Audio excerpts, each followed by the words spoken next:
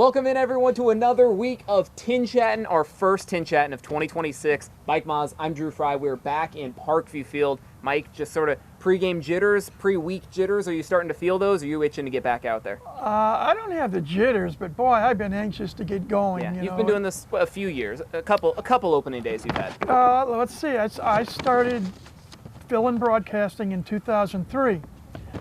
So this is year 23 for me. Would be 24 without the COVID year, but right. I don't have the jitters per much. You get excited. It was great. Finally, the weather breaks. I know. Well, we don't have snow on the ground. Yep, knock on wood. Last year we had rain. It was about 40, 50 degrees. We've got some sunshine out here today. I'm in short sleeves. You're in short sleeves. It's baseball weather. It is baseball weather.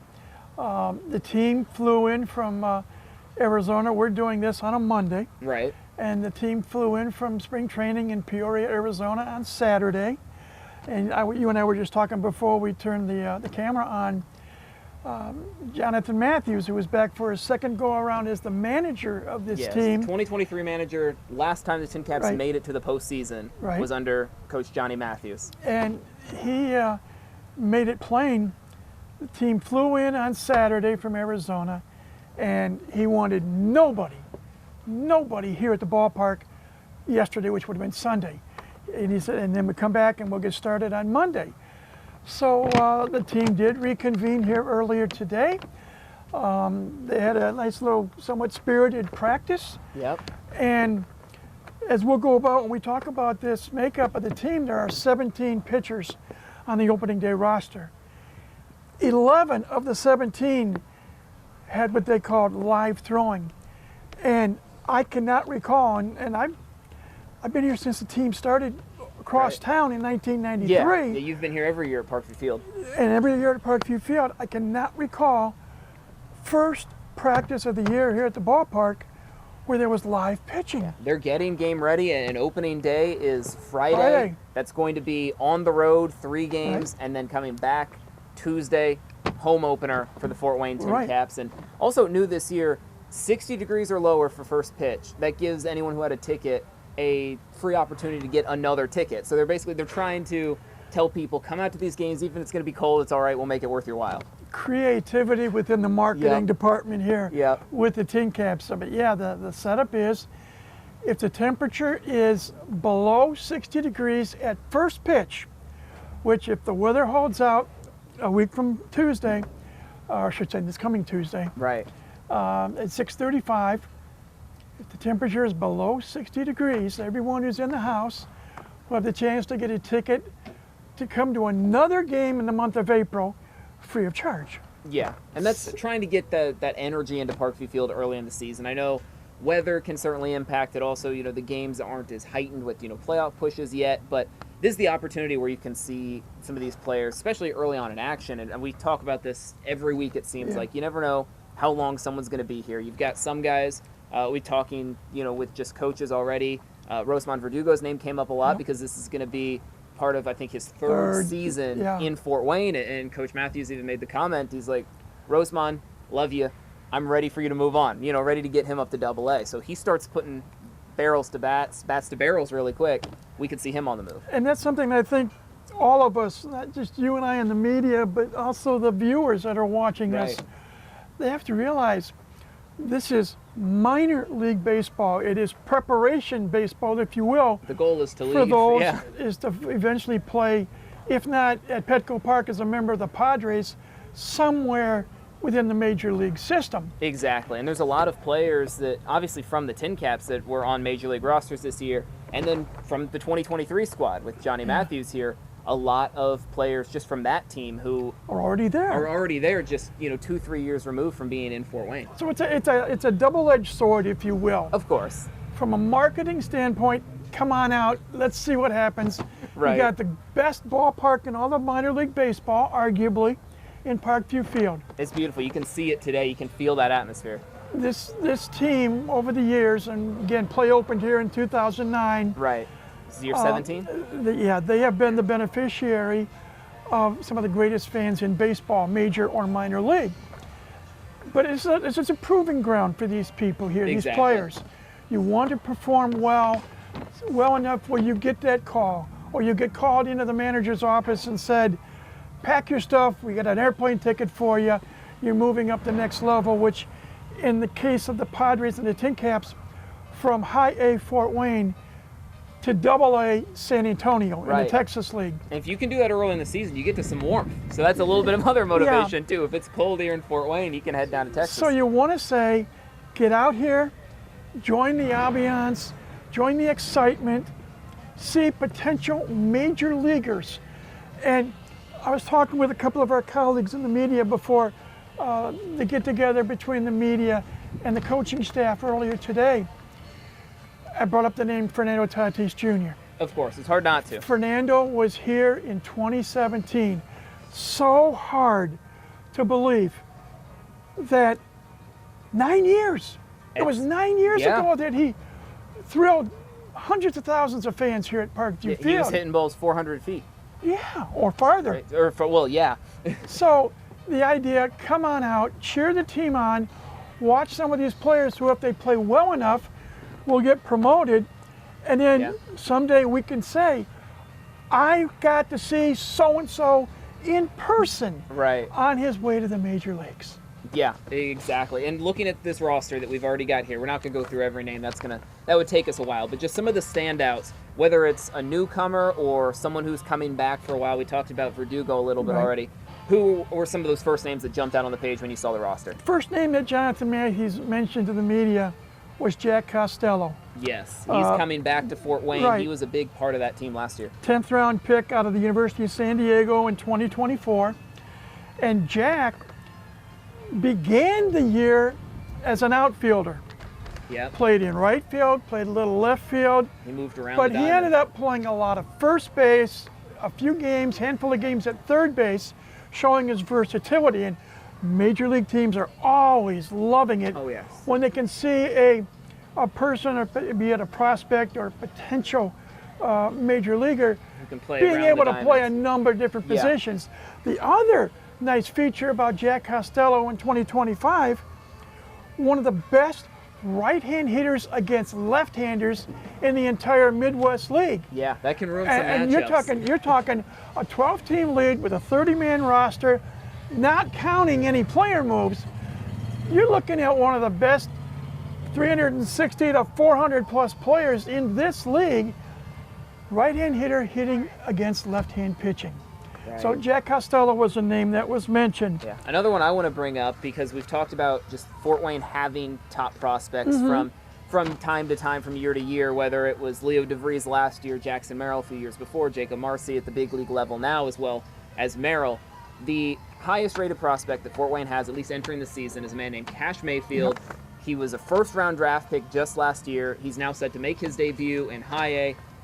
Coach Matthews made the comment he's still kind of being built up a little bit, probably isn't going to go much past 3 innings in his first couple of outings, but by the end of the season, if he continues to develop as a pitcher, Cash Mayfield may be a name we're hearing a lot in these coming years. Mayfield is a 6'4", 200-pound left-hander out of Edmond, Oklahoma. That's certainly a pitcher's build. It really is. The top pick of the Padres, 25th overall pick in the 2025 draft. Well, number one, you're tall at 6'4". Right, you have all that downhill velocity coming at you. Number two, you're a left-hander, and left-hand pitching. Oh, the more left-hand pitching a team can get, the better their chances of being successful. I don't know what it is. Maybe part of it is psychological. Yeah. Maybe part of it is physical. And again, he's young. I mean, when I played baseball, for starters, I was never good, so this isn't really a great standard to set. But I know whenever there was a lefty throwing something at me, I was lost. Like, my eyes were crossed all over the place. I had no idea what I was doing, because that's just coming at you from a different angle that you're not expecting. And then especially, a pitch on the outside part of the plate looks like it's a ball the entire way through until you can paint the corners. And that's what we need to see out of guys like Mayfield and these left-handed arms, is can they paint the corners? Can they exhibit that control? I mean, control is what helps you keep going up higher and higher. And what will be interesting to see, Drew, you have a young man, part of me wants to say youngster, but he's just 21 years of age. Yeah. It's crazy that I can call people kids. The added pressure of being the #1 draft pick of the organization that Right. selected and signed you. Yeah. That's added pressure. So There's a baseline. There's expectations. how will there. he respond to that pressure? Right. Knowing that as the #1 prospect, there are going to be more and more eyes on him in terms of scouts, other teams. Because you and I both know, and the TinCaps are a clear example of this. Yes. And the parent club, the San Diego Padres, the last several seasons have tried to build up their roster. Their goal is to beat the dreaded Los Angeles Dodgers, Of course. make it to the postseason, and ultimately play in and win a World Series. Right. They've had postseason success and at least recently haven't made it to the World Series lately. But at the same time, we're seeing the Padres system is not afraid to trade off prospects. And that's what we've seen with a lot of these recent TinCaps. They were Right. moving on to not only higher levels, but other teams as well in an effort to get the Padres to that chip. One quick example of this. Yes. The Miami Marlins in the National League, Seem to have more on their TinCaps than anyone. opening day roster, have 5 former TinCaps Yeah. on the roster. And like Jacob Marcy, like Graham Pauley, Adam Mazur. like on there as Adam well. Mazur, Yes. like Xavier Edwards, who was a Midwest League All-Star Right. shortstop, who is the starting shortstop in either shortstop and or second base in Yeah. Miami now. Even in their farm system, Nathan Martorell off to a hot start in Yeah. AAA this year. Yeah, and he was, for those of you that remember Nathan, I'm going to use a what I call a nice term, Okay. a big, burly, left-handed hitter and thrower who played primarily first base, maybe a smattering of games in the Yeah. outfield, It's but always fun to watch primarily a lefty first base. baseman. But boy, he could hit the baseball. And so you got some of these players. Padres are looking to try to get maybe that key other major league established star, but to get an established star, sometimes you have to give up something. Exactly. And there's the prospect angle. So Cash is going to have more eyes on him at the early part of this season. Right. From fans, from the team, but also from scouts. And as Jonathan Matthews said in his press conference earlier today, there's added pressure and there is a difference. Last year, Cash played and pitched at Lake Elsinore in what now is Low A California League. Right. And now we're in the High A Midwest League. And the last 2 seasons, Jonathan Matthews was the roving hitting instructor in the Padres system. So he got to travel to all the affiliates. Yes. AAA El Paso, AA San Antonio, High A Fort Wayne, Low A Lake Elsinore, the Arizona Rookie League. Right. There in Peoria. Getting a range of levels. Got to see everything. And one of the things he mentioned in the press conference is that he noticed the difference between levels. Yes. And he briefed, Particularly low A to high A. right. And so Cash Mayfield was in Low A last year. Right. Let's see how he adapts pitching in the Midwest as opposed to on the West Coast rather. Yeah. Pitching in a higher brand of minor league baseball. Right. Adapting to the pressure of being the #1 overall pick of the Padres. Adapting to the weather climate change. Yeah. California League, especially as the season progresses, they tend to play hotter weather. Temperature will get into triple digits. Right. The humidity will be different. It'll get warm here as it did last year, 80s, maybe 90s with some humidity, but it's a different weather climate. And weather climate can affect how players play. Yes. And all those All little these different things there are coming a into lot play. of factors. Yeah. So it'll be interesting to see not only how Cash does, but how everyone on the team does. Yeah. And Fort Wayne being a bit of a baseball town, having this ballpark in downtown Fort Wayne, and Johnny talked about this as well, these players have to know that when they're out in the community, they're representing the team, and some of them might be recognized. There might be that element, not necessarily fame on if you're playing on the Padres in San Diego yet, but this is sort of a taste of it that you may not have gotten out in Lakey just yet, or even in college days. And let's talk about one other minor factor. Yeah. I hope I don't get in trouble for saying this. You're good.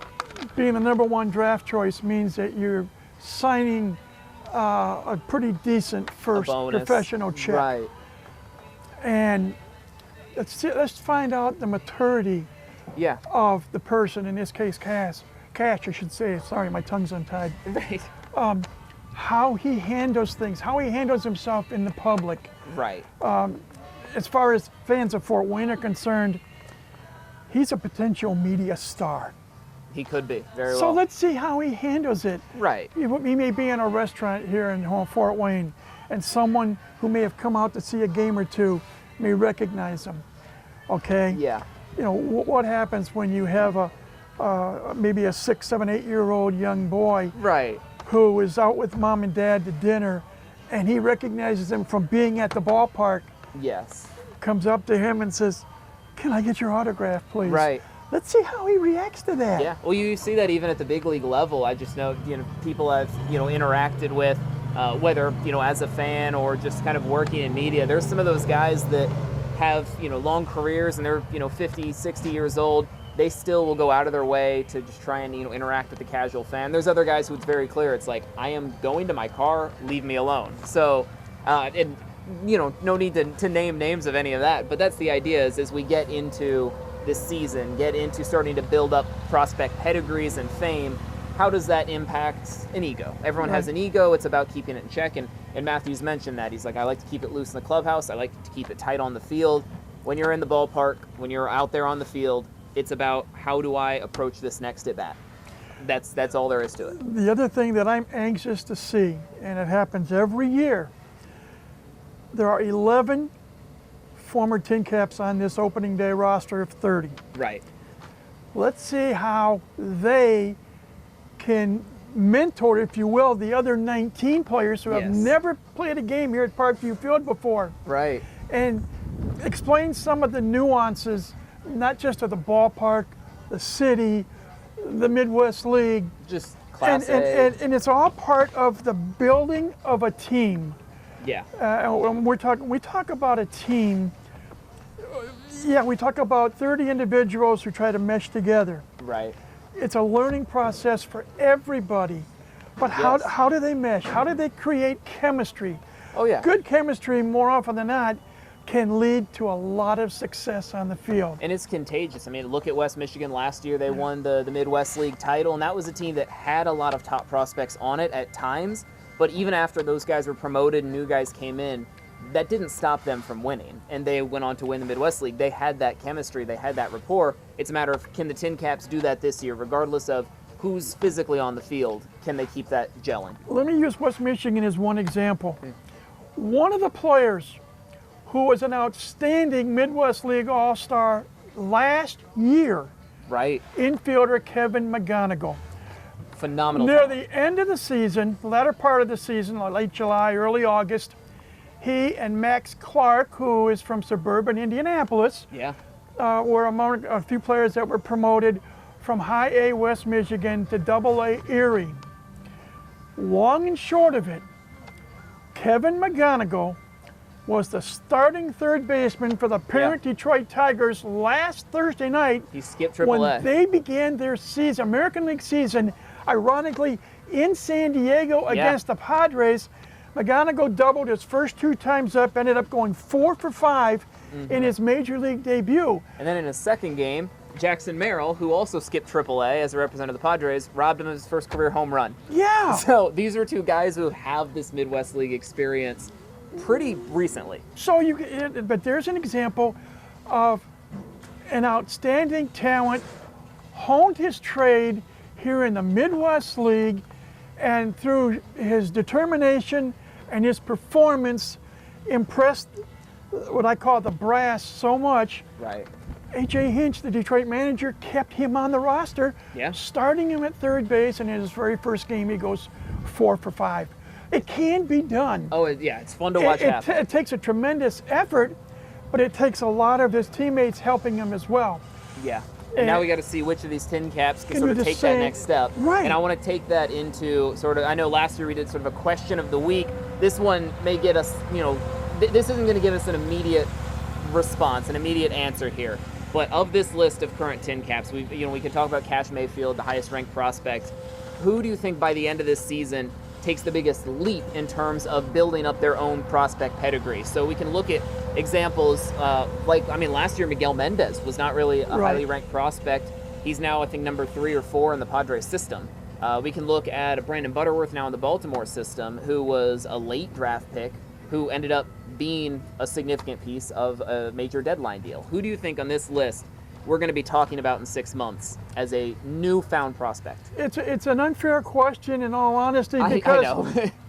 there are 19 players who have yet to play a game as a member of the TinCaps. Right. We're throwing darts. We talk about the potential of players. Yes. A couple of the names that Johnny Matthews mentioned. We talked about Jack Costello. Right. Getting a chance. And again, being able to play multiple positions, being able to hit left-hand pitching rather well. He's one possibility. Cason Wells is a left-hand hitting outfielder, got a little bit of time. He talked about Alex McCoy, 6'5", 260, Yeah. out of Baltimore, Maryland, who played his college baseball at Hofstra University. Right. And he mentioned him, how he will do in the outfield. We talked about Rosman Verdugo. Yeah. And how he developed as the season went on in the infield. I'm anxious. He also mentioned a person we haven't seen yet, Carlos Rodriguez, a left-hand hitting catcher out of Venezuela. Right. He seemed awfully high after watching him play in spring training. Yes. We saw briefly at the end of last year Lamar King Jr. Yeah, he And got Lamar, some reps in there. not only caught, he played some games at first base. Right. So we're going to see how some of these players adapt at this league, or how some who have been here last year, how they make adjustments and hopefully improve this time around. Yeah, and one that I want to make sure we don't ignore because the coaches were very, very praiseful of this guy as well, is Kavaris Tears, who is the type of guy who, when he makes contact, that ball is going on a ride. And so the next step for him is going to be able to be doing that more consistently, which consistency is just sort of the answer to every problem with this game. One final footnote about Kavaris Tears. He's a 4th-round pick out of the University of Tennessee. Yeah. Got to play in the College World Series. Yep, he has those big man moments. His head coach at Tennessee is now the manager of the San Francisco Giants. Yeah. So they could be opposite side of the field from each other in a year or two, depending on how this season goes and the rest of the career trajectory. That's the beauty of baseball, Drew. Yes. You know, we're all excited. We're anxious to get this 2026 season underway. We're anxious to see if the TinCaps can improve. Yes, missed the playoffs past few years. It's been a bit of a struggle. And in all honesty, the last time the team was in the playoffs was 2023 when their manager was Jonathan Matthews. Yes. So that means 24, 25, no playoffs. So there's a little bit of hunger there. Right. There's a want, there's a determination, there's a goal. And we're all anxious to see how this group of young men who just prepped themselves after shaking off the snow drifts, if you will, for some of the players, spent the month of March in Arizona adapting to a new team, basically, new teammates, another year, hopefully trying to improve their skills, all with one of the same goals in mind. Exactly. Play well enough where if things work out, you can someday say, I'm a major league baseball player. Yep, and one who used to play in Fort Wayne. So we're all anxious to see the season get started, and it's on the road this weekend, as you said, 3-game series up in Midland, Michigan against the Great Lakes Looms, the high A affiliate of the Los Angeles Dodgers. And then come back next week, and we'll talk more about it next Monday, probably. Next week, back home, the home opener, 6-game series against the Lansing Lugnuts, who are the high A affiliate of the Athletics. Yep, they don't have a team, they don't have a city yet. Some people semi-sarcastically want to say high A affiliate of the West Sacramento Athletics, because exactly where they're playing. They're going to play their second of what is expected to be 3 years in West Sacramento, home of the AAA affiliate of the San Francisco Giants. It's a long story. But, on their way to Vegas. But the next time that we're back here in Parkview Field talking TinChattin, we're going to have so much ahead of us. I mean, you can hear and see behind us this entire time. They're getting the field ready to go because we've got about a week to go until we get baseball back in Parkview Field. And, of course, we will be back here, Maahs, Drew Frey, talking about it in our next edition of TinChattin. Mike, happy opening day in There just a we few go. days. Yep, That's- another season underway. That's right. That's going to do it for us this time. We'll see you back here next week. Thanks for watching. Mike Maahs, I'm Drew Frey. We'll see you then.